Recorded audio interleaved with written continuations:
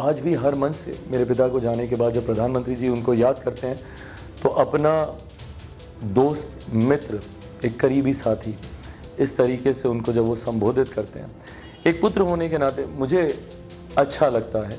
मेरे लिए बड़ी बात है, मेरे परिवार के लिए ये बड़ी बात है कि देश के प्रधानमंत्री मेरे पिता के जाने के बाद आज भी उनको इतने अपनेपन से याद करने का काम करते हैं किया। जिस तरीके से उन्होंने तब मेरे परिवार का ध्यान रखा जब मेरे पिता अस्पताल में थे। ये वो दौर था जब प्रधानमंत्री जी के साथ एक नया और खूबसूरत रिश्ता और एक गहरा रिश्ता हम दोनों का बना। सोचिए, देश का एक प्रधानमंत्री दिन में 2-2 बार आपको फ़ोन करता और डायरेक्टली वो आपको फ़ोन करते हैं। ऐसा भी नहीं कि वो किसी को बोलते हैं फ़ोन लगाने के लिए। सुबह 8:30 बजे, मतलब बिना समय आगे पीछे हुए, रोज़ सुबह 8:30 बजे उनका डायरेक्टली मेरे मोबाइल पर फ़ोन आता था। मेरे प्रधानमंत्री जी और मेरे पिता के रिश्ते बहुत खूबसूरत रहे हैं। प्रधानमंत्री जी ने भी मेरे पिता को हमेशा वो प्यार, आदर, सम्मान देने का काम किया। एक राजनीतिक परिचय से ज़्यादा व्यक्तिगत परिचय दोनों के बीच में रहा। कलीग्स दोनों रहे उनके मंत्रिमंडल में। लंबे समय तक मेरे नेता जब तक जीवित थे उनके मंत्रिमंडल का वो हिस्सा रहे। 2014 में पहली बार मोदी सरकार में उनको मंत्रालय की उनको जिम्मेदारी दी गई, उनको मंत्री पद उनको दिया गया। और मेरे लिए बड़ी बात थी जब प्रधानमंत्री जी 2020 विधानसभा के चुनाव में जब वो बिहार आए, और बिहार में वो पहला चुनाव था मेरे पिता के जाने के बाद विधानसभा का, और सबसे पहले मंच पर बिहार में आते उन्होंने मेरे पिता को याद कर कर कहा, और उन्होंने बहुत खूबसूरती से इसी बात को कहा कि वो अपनी अंतिम सांस तक प्रधानमंत्री जी के साथ थे। And that was true.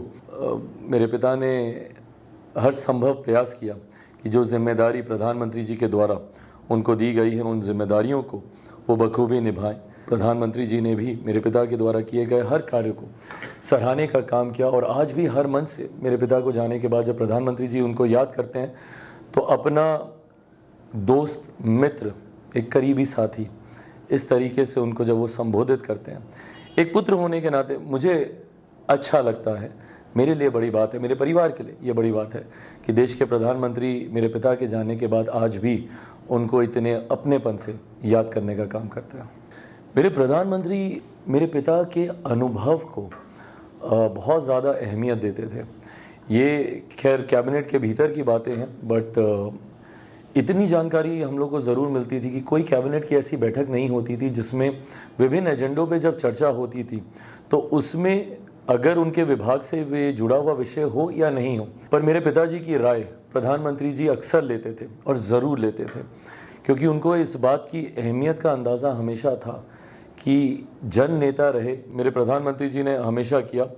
जितनी बड़ी ऐसी कमिटीज़ थी, ग्रुप ऑफ मिनिस्टर्स की कमिटीज़ जितनी तैयार की गई थी, जितने भी GOMs थे, उसमें मेरे नेता को सम्मिलित करना ये मेरे प्रधानमंत्री जी ज़रूर करते थे। अंत में इतना ही कहूँगा कि उनके अनुभव का ज़्यादा से ज़्यादा लाभ लिया जा सके। 5 दशक से ज़्यादा मेरे पिता सक्रिय राजनीति में रहे। 69 में पहली बार वो विधायक बने, 77 से वो सांसद रहे। देश में 6 प्रधानमंत्रियों के साथ उन्होंने कार्य किया। इस अनुभव को हमेशा मेरे प्रधानमंत्री ने सम्मान देने का काम किया। जिस तरीके से उन्होंने तब मेरे परिवार का ध्यान रखा जब मेरे पिता अस्पताल में थे। ये वो दौर था जब प्रधानमंत्री जी के साथ एक नया और खूबसूरत रिश्ता और एक गहरा रिश्ता हम दोनों का बना। सोचिए, देश का एक प्रधानमंत्री दिन में 2-2 बार आपको फ़ोन करता और डायरेक्टली वो आपको फ़ोन करते हैं। ऐसा भी नहीं कि वो किसी को बोलते हैं फ़ोन लगाने के लिए। सुबह 8:30 बजे, मतलब बिना समय आगे पीछे हुए, रोज़ सुबह 8:30 बजे उनका डायरेक्टली मेरे मोबाइल पर फ़ोन आता था। ना सिर्फ मेरे पिता का हालचाल वो जानते थे, बल्कि डॉक्टर्स क्या क्या सजेस्ट कर रहे हैं वो फीडबैक लेकर वो मुझे बताते थे, सेकंड ओपिनियंस लेकर। चेन्नई के डॉक्टर से बात करनी हो, एम्स के डॉक्टर से बात करनी हो, सारे डॉक्टरों से बातचीत कर कर उनकी क्या राय है वो जानकारी वो मुझसे साझा करते थे।